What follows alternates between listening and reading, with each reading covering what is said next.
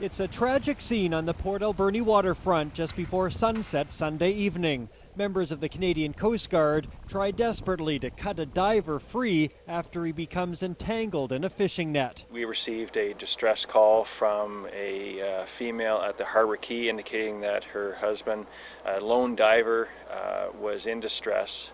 It happens near a wharf just south of the Harbor Quay. A 42-year-old man, new to the area, goes into the water with his wife watching from shore. But the diver soon runs into trouble. His spouse was, I believe, on shore and was observing him in the water.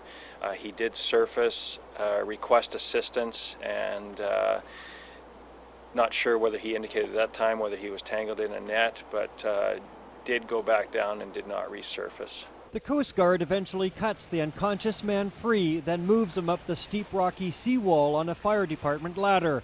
They administer first aid and rush him to hospital, but he is pronounced dead.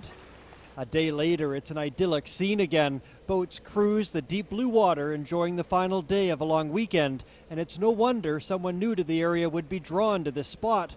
But locals say it's not an area known for diving.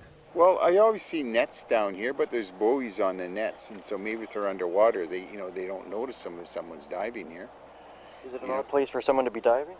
I don't know any reason why they're diving here, but I've never seen divers down here, and I come down here quite often, but I've seen a lot of nets down here.